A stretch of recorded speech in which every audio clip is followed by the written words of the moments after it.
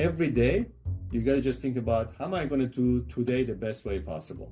What am I going to get the maximum out of every hour that I have today for making this push forward? You're listening to What Fuels You, where we deep dive with CEOs, entrepreneurs, and business leaders to learn more about their stories and uncover nuggets of wisdom we can all use. I'm your host, Shauna Swerland, CEO of Fuel Talent, an award-winning recruiting firm based in Seattle.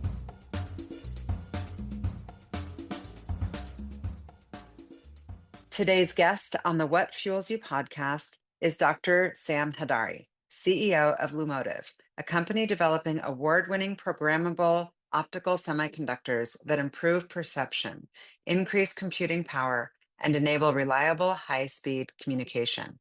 Their patented Light Control Metasurface, or LCM, is the first software-defined solid-state beamforming technology of its kind, with real-world applications in 3D sensing and AI computing. Sam brings over 30 years of leadership in wireless and semiconductor technologies. He holds a PhD in electrical engineering from USC and previously served as CEO and chairman of Quantenna Communications, where he led the company through an IPO and billion-dollar acquisition by ON Semiconductor. So glad to have you here. Welcome, Sam. Great to be here. Thanks for inviting me. Of course, I'm excited. I'm going to hit you with some rapid fire out of the gate. Is there a favorite way for you to relax or recharge? Favorite way to relax. I know being with the family is great, with my kids, traveling is great, all of the above. I love traveling, and I've been in certain regions of the world more than what I should, being for business or your typical visiting places. I like to explore the parts which is not as flashy, maybe not as popular. So I got my own bucket list of exploring various regions of the world that I haven't been to.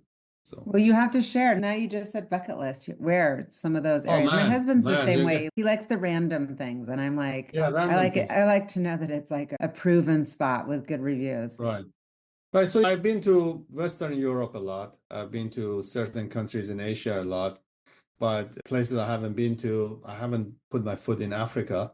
I would love to be Africa, and I have my bucket list aside in North Africa, being from Egypt, Morocco, and other places. I work my way down to Africa. I haven't been too much to Central Asia, anything east of sea all the way up to Mongolia. So that region is unexplored for me. So those are some of the examples. You got lots of good travel ahead of you. Are you competitive? In certain specs, I mean, I wouldn't say competitive is like when you're talking about comparing yourself to others. I don't. To be honest, I don't. But I have my own standards. I like to do things the best I can do. And I do set bars for myself, and that's independent of what others do. My bars are my driving factors. Those are my competition. But it is not that, hey, I have to be just better than him. Yeah, that makes sense. Yeah. And if there was a soundtrack made about your life? Pink Floyd Time. Not about me, but I think that it is like a model in a sense that I do know that we are in the limited time on this earth, and we got to make the best out of it. And the making the best out of it is very different for different people. But I know that I have certain objectives in life that I have to accomplish. I mean, obviously, you're on your way to these accomplishments. Are there things that you're extra proud of right now? So obviously business and all those things are this. I think that the world that we live in is very focused on your accomplishment as far as like what business or what wealth you create and so forth, which I have had my, share of that. And I am not I'm shy about it, but that is not really what turns me on. So actually my first objective, I think, is a direct responsibility that I've taken in this world, which was my kids. So I have to make sure that my kids are brought up to the right way. And again, I think the society will teach them how to be, to survive, how to make the best out of life, how to make money and so forth, that everything you see today around you is about that. I like to teach them how to be better people. So that's my first objective. I don't think society is very focused on that. I think society gives you all the tools that how to be successful in a monetary way in life. So then the other thing is I do have some my own little causes that I keep focus on. And without going through the details of what I've accomplished or what I haven't, because first of all, everything is relative. Two is everything is for my own soul, my own being. So I'm not as open about sharing those. But say like I do have certain causes in mind, and actually children's are on top of those causes, not just my children, but the broader cause of the children and actually more international. I mean, I don't mean non-domestic. I don't mean non-domestic. I'm saying just not limited by Yeah, borders. it includes like Right. globally. Yeah. Global kind of a thing. Yeah, better word for it. So that's some of the things that is always in back of my mind and how things can be better.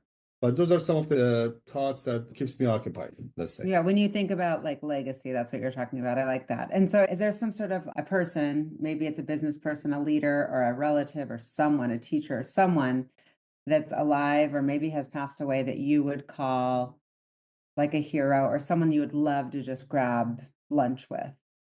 Good question. I mean, I think that this world is made of a lot of good people, and I'd be fortunate to have a list of 10,000 people that I could have been lucky enough to have lunch with them. Is there anyone in particular in that domain, being around or not being around? Again, it's something I haven't thought about, but I think that some of my moments I have found out in life is you'd be surprised where you expect the least, and from the people that you expected the least, what kind of a profound impact they have in your life. Some nominal interactions at the points. So in my life, I mean, I have picked up habits or thoughts. You asked me an earlier question, actually. That was actually very funny. Come back to that. I have taken up earlier thoughts. I've picked up ways of life from the people that I work with, people have reported to me. And I actually, that has become like a way of living, even with those small interactions. So I haven't thought about like who would I pick if it was one person, but Yeah. I always look out for that random event that I have an opportunity to learn. I like that. A lot of people say that, Sam. They say like lucky people call themselves lucky because there's an openness there. Like so far, you've basically covered that you're a pretty open person, open to experiences, open to other people.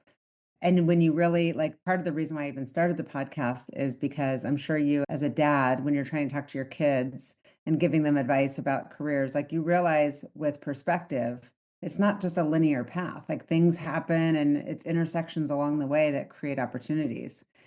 And if there was like a skill that you could learn overnight, what would it be? I mean, I play guitar for sometimes, but I stopped doing that a while back. I mean, the world is evolving so quickly. It doesn't matter even what I know because there'll be new stuff that I can learn and benefit from on a daily basis. That it is in my bucket list. I try to grasp it at a level that at least I can have an opinion about it at a Yeah. superficial way. But so it's an ever-changing world, and I don't think we're going to be running out of skills to learn. I tell I you know that. it's nonstop. Okay, final rapid fire question, and then we're going to get into your story. But I'm Oh no. curious. Yeah. Oh no. What three words would your, I guess, closest friends use to describe you? Okay, so I give you two words, right? So I have one close friend, and I said people I've learned from. One close friend that we have gone to grad school with together, and we worked in three companies together, and he reported to me in all those three companies. And one time, a few years ago, he came to my office after I gave him my thought about what was going on and how he was doing, and he said, "Sam, you're not nice, but you're fair, and I take fair over nice anytime." And I think that, I mean, those two words actually, I was learning again from people. And I've learned from this guy who has been my friend for a long time. And we have worked together for a long time, but it was always happened that he reported to me. But I've learned a lot from him. And I thought about it. And I said, look, I would prefer to be fair than nice any day of the week. I don't want to cause any injustice to anyone, but I cannot just be like patting everyone on their back and tell them that, hey, you're doing great and this and that, right? We Yeah, cannot create a better world by doing that. So, absolutely. so It's that hard to that was do. the two Also, it's words hard that to give. I remember, right? And Yeah. I try to be all the high integrity in what I do. I try to judge myself the highest before I judge anyone else, and don't ask anyone to do anything that I wouldn't do myself. Yeah. Those are great qualities. And so you moved to the US from Iran. How Yes. old were you at that So when you came? 17. Oh, 17. Okay. What brought you here and where did your parents land when they arrived? Actually, I came by myself. Oh, you And came all by yeah, yourself I came by for myself school? for school, but mainly it was during Iran-Iraq war. And if I stayed back at 18, I had a different future in front of me, like going to military and this and that. Yeah. So I came actually last year of high school. I had two uncles here in California, in Northern California, and I came and I stayed with them. My parents joined me years and years later. So I left my brother and my parents behind when I came to US. Yeah, That must be so hard. There's not that many it people who was. can relate to that It type was of very hard. story. It Oh, was. incredible. 17 is young. Like I think of my kids. I've got an 18-year-old and a 15-year-old and a 20-year-old, but I can't imagine leaving them and I can't imagine them leaving me or their siblings. Like that's hard. But it was a hard times. I mean, it was hard personally because I was one of those kids who was very introverted. So I was not a social kid out there every day of the week, hanging out with my friends and so forth. I was more at home, so very used to the home environment and so forth. And being away from that was hard. Adjusting to the new society was hard. But more, the harsher part of it was that the fact that there was a war going on in Iran, and it was actually very hard to communicate back and forth. I mean, we would write a letter. I would write a letter once a week on a weekend, and it would take about a week or two to get there. And they would write me a letter once a week. So I always had the 2 weeks ago news. And there were times that things at the work got really bad and the communication was hard. And I would get up at 4 a.m. and dial the phone about, honestly, I would dial the phone. I don't know if it was a lottery phone or one of these, like, but it was a single kick, kick, kick, kick, kick, like it would Yeah. call the phone. So it would take a long time to dial. And I would dial the phone many times for like an hour and a half at 3 a.m. because that was the best way to get through, to have like a 5 minutes conversation with my folks back home. Yeah. Oh gosh, I can't even imagine. So you grew up then where in Iran? So most of my childhood was in northern Iran, under Caspian Sea. It was a great childhood. It was actually, I have a lot of good friends still from those times. And we live in a community which was all my dad's peers. So it was a very balanced community. And I spent a lot of time by the beach in the summer times. So that's what I did. Northern Iran, called the province of Gilan, city of Rasht. 30 minutes a drive from the beach, and my grandparents had places in the city by the beach, and we will go there. We spent most of our summer there, and the rest of the year was just a great experience with hanging out with the kids, riding our bicycles, and going to the pool and playing games and so forth. Yeah. Then the last 3 years I was in Tehran. Last 3 years of Last my three. before I came here. Okay. Did your family move to Tehran? We moved to Tehran. Yeah. Yeah. Yeah. And so would you describe so you said your upbringing was great, you have great memories of it. Was it really clear to you what your parents valued, and was education one of those things? Of course. Yeah. I mean, the education was very important in the family. And that could not be missed. I mean, that's actually, to be very honest, it is society-wise is very important for Iranian culture, education, for Right. better or worse. I mean, sometimes it actually plays the wrong way because sometimes for some people it becomes getting a degree, for some people it becomes learning and growing, right? Mm-hmm. So, but it is nevertheless, it is universally everyone thinks that, hey, as you go through the educational system, your value in life goes higher. Other Yeah. thing that I was brought up in Iran, and actually it is a huge part of our culture, and you can study the poetry, you can study the literature and so forth. It is the fact that life is more than just about you. And it is a society, it is a people, it is what you do for other people and so forth makes a difference. So I'm in the business world to be very honest, but I was brought up that, hey, you got to do something bigger than yourself. And it's not just about making money. So Mm. tell you a funny story. I'm an engineer. I have a PhD in engineering. I've done engineering all my career. I have 50 patents to my name, more than 50 patents to my name. But I was going to become a medical doctor. So it's nothing to do with what I'm doing right now. And a lot of the Is that motivation, what your dad did? no, my dad is an engineer. Oh, he's also an engineer. And he's an Okay. engineer. Yeah. But I was going to become a medical doctor. And there was different parts of that. I really enjoyed the science of it and learning how this great creation works, the human body, but also the fact that it was perceived thing in the society, which is about helping others, like you cure people and things and so forth. Right, right. So that was actually the huge motivation for me. But then the course of the events put me in the engineering field, and I continued on that. So Yeah. And do you feel like it's been the right path, the right choice? yeah, I mean, I think that I enjoy the fact that it is a non-stationary life. I mean, there's not a single day has been in my career of 30 years which has been the same as yesterday. So it is a continuous learning, evolution, creating, right? So it is that. It is actually, it is great and not great, because when you see a big, I'm an electrical engineer, but you see a big monument of a building created, or big building or a landmark created, you can think of that is going to last for generation. In our field, we create things much of a higher magnitude and much bigger impacts, but they only last for 2 years. Right. 2 years Technology from just now, moves so nobody cares quickly. what was 2 years ago. Something better comes along. Yes. So it is great and not great, because it is great in the sense that you're continuously in this thing of creation and pushing the thing forward, but also what you do is like, oh, well, what I did 20 years ago, which was ahead of everyone else by many years, it is a laughable matter right now. It feels more irrelevant now. Yeah. What are your 50 patents? I mean, you can't tell me about all of them, but what kind of patents are we talking about? They're all in the fields I've worked on a lot, and by far majority of them have to do about connectivity, like wireless connections or DSL or satellite or things like that. That was my field of study, and that's by far majority of the patents I've been involved with. Yeah. Interesting. Well, your childhood sounds super fascinating and unique, and I'm guessing that it's informed the way that you parent and the way that you lead.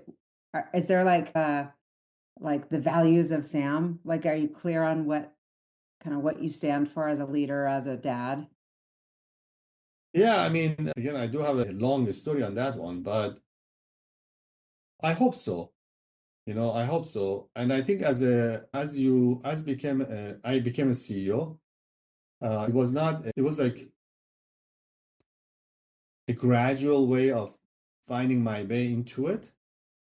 And I mean, I would address the business side before I address the personal side. But I realized I was doing stuff which were based on something which was inside me. I was making those decisions based on something inside me without knowing what they were, right? So actually, the funny story goes that I took over this organization, that me and my executive team decided that we needed to get some professional coaching and so forth to rebuild the organization again and so forth.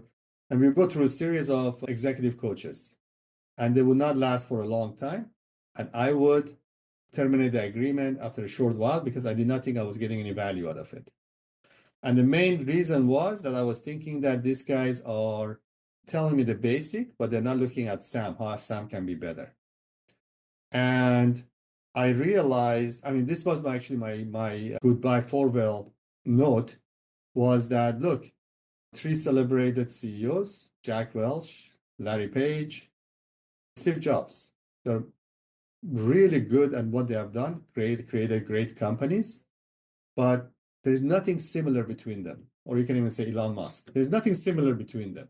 They're very different people, right? So how can you have a recipe how to be a great CEO, right? You have to look at to see what is my value here and what I do and tell me how to do better versus to just give me a book to read. Because the book, there's no template. Yeah, there's no template, right?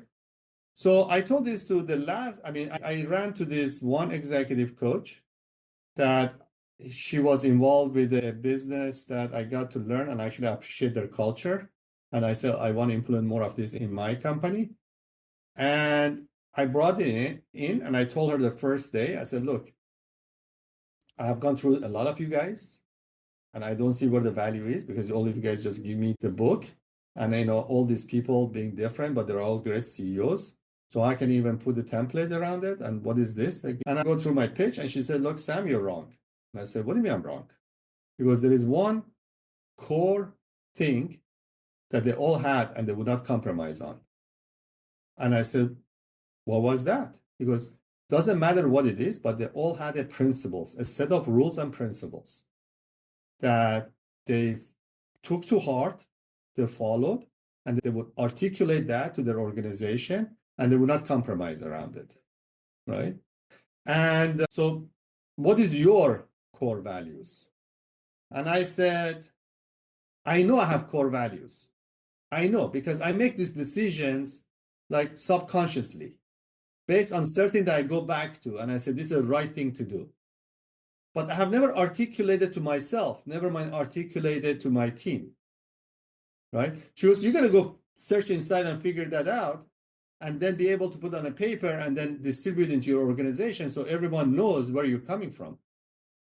I'm like, oh, that's a very good point. So it took me 2 to 3 weeks of writing things down and thinking about it to come up with a certain values that I thought made sense for the organization, right? What we were as a company about, and for behaviors with the people, which was a reflection of what my core values were, and try to get in that into organization. And I ran it first by my executive team. I brought it to my executive team, thinking that they're going to laugh at me, like, why are you worried about this versus worrying about how to make the next dollar?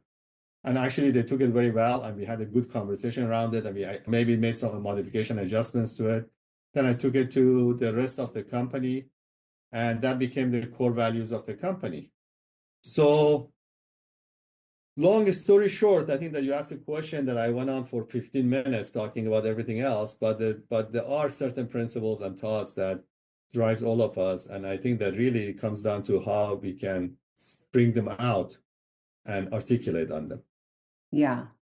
Interesting. So you've been an engineer, but you've also obviously parlayed that into becoming a CEO. There's so many CEOs. I've had over 250 on the podcast, but in Oh, recruiting for 30 years, I've met so many CEOs. And there's people who were in sales and then went into the role of CEO or sure, marketing or engineers. sure. Sometimes, and you said you're an introvert, and the CEO role requires you to wear Yeah. that extroverted hat and really lead. How has it been for you being a CEO? Like, you've been doing it for a long time, but is there a certain part of you that has that foundation as an engineer? Like, does that change how you perceive things?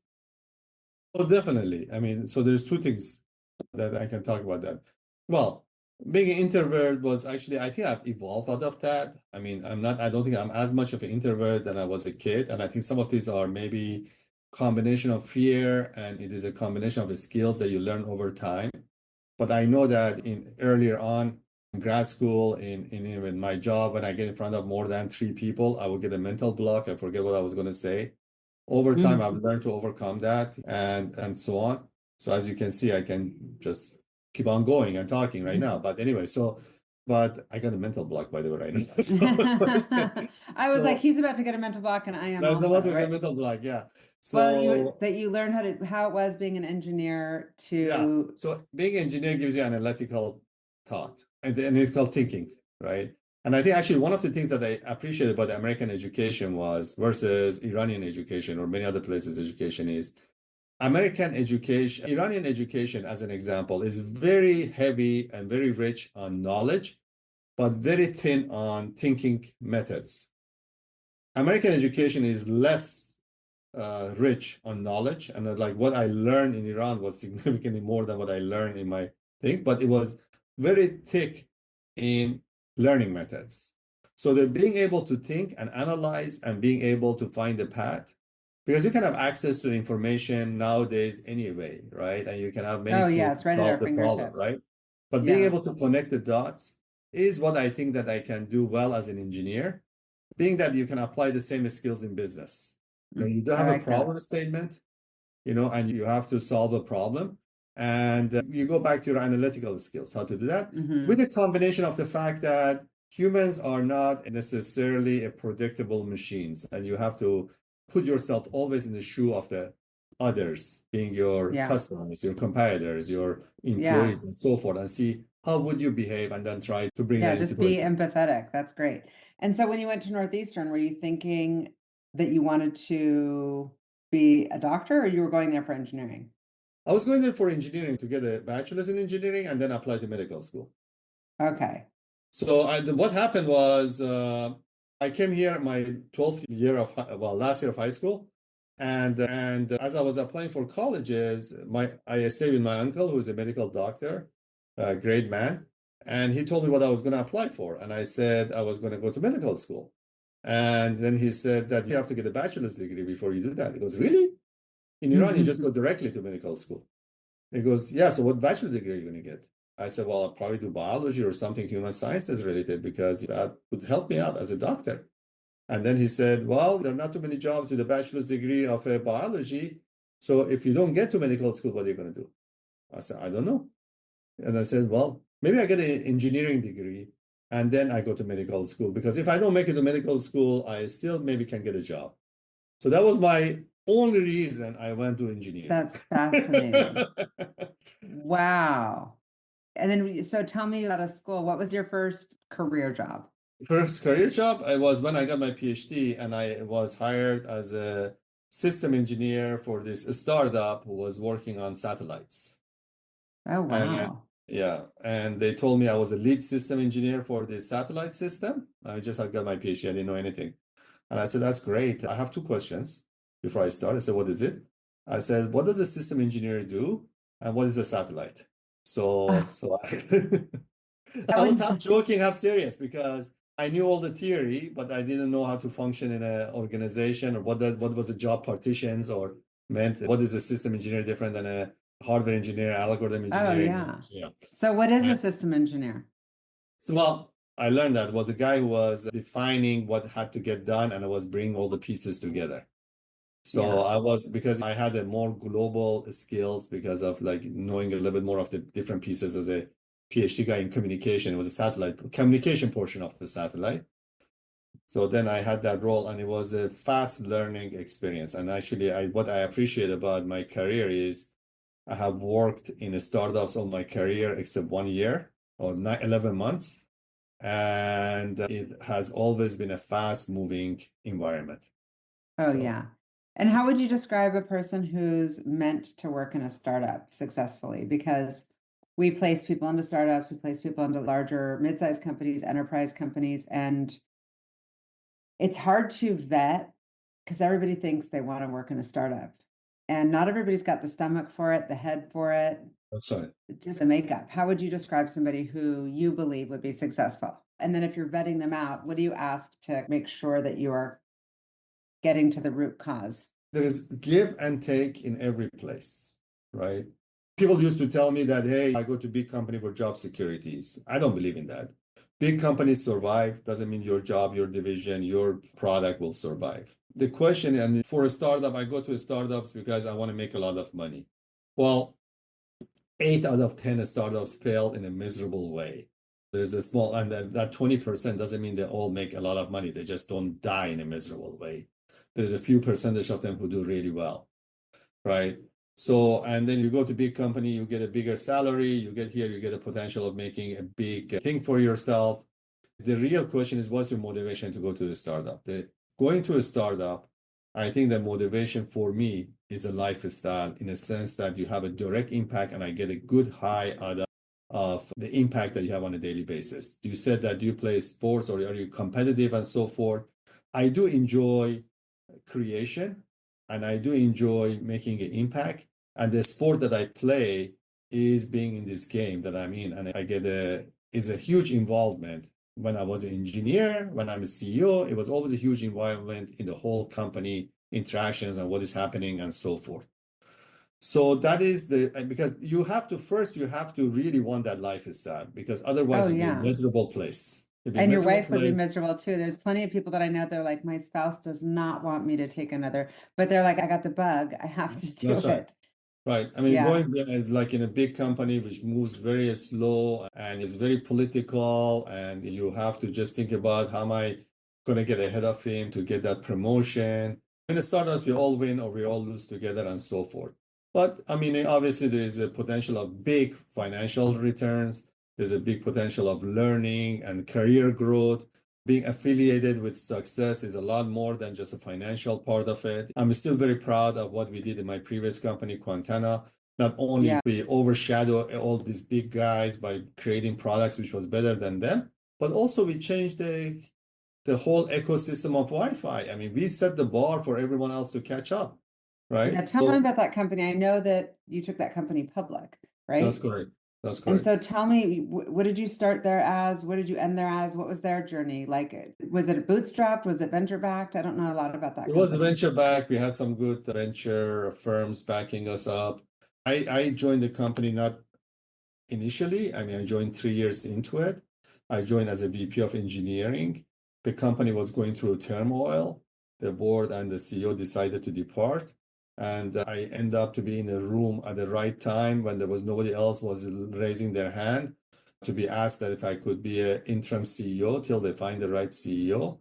I had done a smaller startup before that I was a CEO of it, but we had a very quick exit. We were sold in 18 months. So I had some experience in that domain. And I took the job in those period that we were looking for a new CEO. The board noticed that the company was turning around, and but it's still externally, it was not something that you could attract the best CEO in the world to come and take over or something like that. Everyone wanted something as shiny and available to them. And they realized that, and they said, look, why don't you just take it over? So we took the company from close to zero revenue, minus 30% margin, to $220 million revenue, better than 50% margin. Oh, wow. We took it public in NASDAQ in 2016, and then we Wow. exited for $1.1 billion in 2019. It was a That's an incredible great journey. Wow. journey, and I not only it was a very business to talk about. Not only we changed the whole industry, we proved that Wi-Fi can be as good as wireline, and everyone else says, okay, we should be doing that too. But also, when you go through tough times with people, you make great bond and friendships and comradeships and things like that. So I still have very good friends from that domain, and we enjoy being together and talking about all days. So yeah. And is this one of those moments, the IPO, the moment, the success there that was a career milestone of, hey, this changes, like that was then, this is now, like now you're in a new category. You're now an IPO yeah, CEO, billion, what do they call it? The unicorn. that's right. Yeah, and I mean, I didn't realize that, but definitely it did. I mean, running a public company was very different, and it was a definitely learning experience for me for the 3 years that I ran it as a public company. It was definitely a good evolution growth for me. But yeah, I mean, it was an event that things changed overnight Mm. because of that. But the funny thing is that if you ask me like 3 weeks before the IPO that you're going public, I wasn't sure. Yeah, I mean, like little by little, it built up to a point that's like, oh, we're done. Like, Yeah. I don't know how, yeah. So it I have was a not good like, friend who I experienced that with, and that is also from a financial standpoint, it's an event. And so that that's right. also changes. And then have you noticed that it's changed the way that people interact with you at all, or no? Certainly, definitely. But I mean, also it changes that actually one of the drawbacks of IPO was people wanted to act more like a big company versus this nimble, fast-running company, right? So you have to keep reminding them, hey, yes, we are a X dollar valuation, but we got a long path ahead of us. We're still not done, right? So Yeah. Yeah. Interesting. So tell me about Lumotive. What inspired you to join there? And maybe you can tell us a little bit more about what the company does, even though we read it in your intro.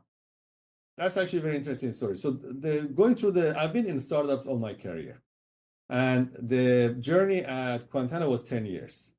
And I was a young man when I joined the Quantenna. I was just like Obama, very gray when I left. It was a very high pressure 10 years of my life. I would get up at 4 a.m. every morning with sweat in my head, thinking that, oh, this is what's going to happen. That's what the competition is going to do. Oh, that's what it really means. I was thinking about this 24/7, and it Yeah. was high pressure. So after that, I decided I don't want to do any more startups. And through my friends and the community and so forth, I guess I was well liked enough that I had a lot of opportunities to join different startups as a CEO. And kindly, I said no to all of them. And the reason for that is obviously it was the pressure and the experience that I had at Quantenna to get it to the level that it was. But also I came to realize at night, and I'm talking to all these guys about these new startups and the startups I ran into and the startups I have in my career. 90+% of the startups, and I say these numbers statistically, not, I mean, I said non-statistically, it's just like a gut feeling, are about better design. So you make something better than everyone else, and then you start the running race, and you got to keep be ahead of them. The barrier to entry for someone to follow you is not very high, or it is not unbearable. And you are always trying to keep that distance ahead of the competition. So there is a point that competition notices this is the right way to go, and they start putting a lot more resources, and they're these bigger companies. They put a lot more resources and a lot more people around it. And then, they're coming after you, and you got to keep innovating to stay ahead of the game. And this innovation not always is as easy, because sometimes laws of physics doesn't allow you to innovate the same speed that you were doing. Sometimes the market doesn't need this newer stuff that you're just continuously creating. You're just ahead of the market. So it becomes more and more difficult as a function of time, and you either have to grow fast or die slow, right? And actually, the analogy that I was using with my team was when we were ant on the floor eating the breadcrumbs, nobody cared. When we became the mice, that everyone notices us, and the cat wants to eat us. And if you don't become lion very quickly, you're dead, right? Going from the ant to the mouse was as much of a growth as going from mouse to the lion. But the second portion has to happen very quickly, because you have targets on your back and people are after you. So I didn't want to go through that again, right? And then there was a set of events that introduced me to Lumotive. First of all, I got pinged to be the CEO of a public company, which was in the same space. And actually, I was taking that, which actually was funny enough, it happened coincidentally, but I was taking that seriously, and I was having conversations with them. And then I get a call from a startup, unknown startup in Seattle, that they said they're looking for a CEO. And I said, what do you do? I said, oh, we do LiDAR. By the way, we don't do LiDAR anymore after I joined, but at that time they did LiDAR. I said, LiDAR? Oh, I'm just about to take a CEO position of something which is very similar. So I'm going to come and talk to you. So I went and I talked to them. To make the long story short, I decided to not pursue the CEO position with a public company and take the startup job. And I would say, cash flow wise, you would think I'd be stupid to do that, because it was order of magnitude difference. Oh, major risk. Yeah. Right. And there is and that. But the reason I took this, and to answer your question, the reason I took this is because I said 90% of the startups are about better design. Lumotive is a paradigm shift. Lumotive is introducing a way of doing things that us as a humans have not been able to crack, that not till Lumotive came along. But this is used everywhere, in communications, in network switches, everywhere else. But if you see how we manipulate the light today, you think of Flintstones, and it's still the Stone Age kind of things. We use motors and mirrors to move the light around. You've seen the self-driving cars, right? I don't know, in San Francisco, they're all over the place. If you come here for walking 2 minutes, you will see one driving around without a driver. And they all have these rotating LiDARs around them. And the reason that there is a rotation is because they're not able to move the lasers around electronically. They have to put a mechanical motor there and then rotate the laser to do the job it's meant to do. Light is everywhere. Now, I don't mean just like light for lightning. Light is there.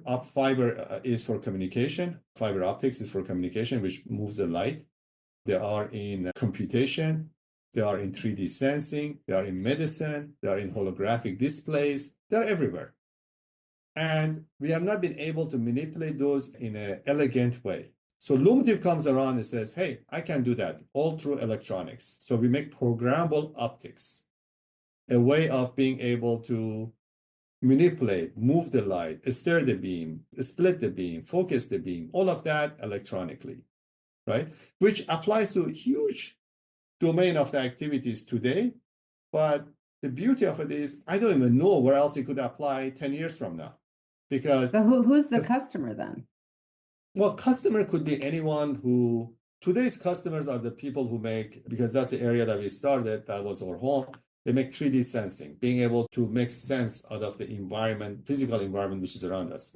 But we can be in the data centers, connecting racks of CPUs to another rack of CPUs, all through optical switches without any moving parts. We can be in optical communication, connecting satellites together, connecting base stations together. So there's the people who make all of this. We make the Lots of system. use cases for the technology. A lot of use cases that we have today. Yeah. But I go further. I said, if it could be done the way we do it, I'm sure someone is going to innovate a new use case going forward. Yeah. Interesting. Right? So who are you competing against? Yeah, all these guys who make motors. Like, I mean, there is guys who make like micro motors. They call it MEMS. It still is a little moving part made miniature, but they have moving parts. There is like a mechanical, it is either mechanical, electrical, or the pure mechanics who we compete with. You see those things sitting on top of the Waymo. There's like rotating Yeah. big time, right? That can be all done by electronics. And so where are you in the journey? Like, how do you think of product market fit in your space? I mean, it's really measurable. It's like, yes, it's either working or it's not. Yeah, it's measurable, right? It's measurable. So 3 years ago, when I joined the company, it was still a science project. We had to prove that it can be commercially viable. We could demonstrate the product, but we were not sure we can make it commercially viable. Today, we have design wins, we have deployments. Our customer in Japan, Hokuyo, which we have announced, so I'm free to talk about them. They are shipping products today. We have customers in Korea, Nemuga, and more. Photonics in Saudi, and then we have some North American customers and so forth that they are either in final stages of getting their products designed for shipments or they have start shipping samples. So we have passed the stage to say is this commercially viable or not. We have product shipping. Now it's about going broad, mass deployments. So the focus of the company has gone from just, hey, let me make sure the technology works and prove it, to how can I make this mass deployable, right? And mass deployment, it is a journey. You just increase your market bigger and bigger, right? Across different So it is geographies or not, different areas within. it's across different geographies, across different type of product with different cost points, across different applications, and so on, right? And how much money have you raised and what round are you in as far as your growth? So as of this Monday, we got a little more investment coming. We have raised close to 100 million. I believe it's 99 some and some change. Wow. And where are we on? Or we have a Series B. Amazing. Yeah. And so that money will be so used to scale, it sounds like. So it is I mean, there's different verticals which is running, different vectors here. In the R&D, we are continuously evolving, and in order to get to new applications, that is an ongoing activity as strong as day one. So it's not like the things have slowed down. It has been just more dimensions added to it. Yeah. And if you add more money, we can even do more on that domain. But as far as sales and marketing is concerned, we have to expand that. As far as support, which is, you can say, is part of the sales and marketing, but is a customer engineering support, working with our customers to make sure they're successful. It's not just having them to sign the paper, but we only make money when they make money. What is the business model? So we sell the chips to them, right? But they have to take the chips and make systems out of them, right? And for most parts, it's not always the case. For most parts, we even know better how to make this system than them, at least for the first initial version of it, which is functional, because we had to change the whole architecture going from mechanical to electronics. So there is no history of doing this. So we are actually showing them how to use our chip and make that happen. So we have to be as close as possible to them to make sure that they're successful. Right. So I want to put more foot on the ground with our customers. Yeah. Right. Actually, by the way, I mean, even though it's different and it's worthwhile to mention, it is a lot simpler than before. What's been the hardest, like, technical or strategic hurdle that you've come across since joining there? So raising money this time was a challenge, and I've been through some challenging times. Luckily, we raised what we wanted, and we were oversubscribed in that whole process. But the times were not good when we were raising money. I mean, at the macro level, it was not good. And the people, it was very hard to pitch this to generalist investors. Someone like Bill Gates is very smart. He gets it. He's our largest investor. He was an initial check which came from him. He gets it. But for your typical audience who are involved with 100 different things and their attention span is very short, it was a hard pitch to go deep tech and try to explain how we are changing the world and what the implications of this thing is. But we were lucky enough, I mean, turning a lot of a stone, we found people who had domain knowledge and they came to appreciate what we were doing, and we were able to close this. But it took sometimes a lot of energy. Yeah, I'm sure. Is it hard to get a job there? Like, are you really hardest? It's But the hardest. if you're applying, you can tell them you know me. Well, no, I'm saying like usually when it's like such deep tech, obviously the tech roles are like really hard, but what does make Yeah. somebody successful there? Like, is there a common thread among someone who's a successful person there? Oh, so we definitely, so I tell you this, actually, it is changing somewhat because we're becoming more of a product company, and that some of the product skills are common across the different semiconductor companies and so forth. But our core technology was very unique. And what we have done is we don't find it anywhere else that they're doing. So you cannot go to say, oh, that company has those skill sets, I'm going to hire them from there. So we try to find the smartest, hardest working people and bring them over and teach them what we do and make them productive. And we have a great group of people who are both committed and hardworking and smart that build up the core team. So, I mean, to that point, but my team is extremely picky because we have been very frugal and nimble, like to make sure that we're just lean and mean to get the job done, and very high bar for ourselves and for our colleagues along the way. So we go through a long process to hire, and it is more than your skill. It's a combination of many different things that we look at someone, And is right? there a process that you use or a assessment of any sort? I wish I could say there's something formal, but the process is a lot of conversations and thinking around the view of a person. I mean, how they can help us. But Mm-hmm. we have getting a little bit more formalized and around it. Yeah. As you grow out of necessity. Yeah. How many employees do you have now? High 50s, close to 60, and it's changing every day. So I couldn't tell you the exact number, but it's close to Yeah. 60. Wow. It's incredible. Yeah. I'm excited to continue to watch. Well, Yeah.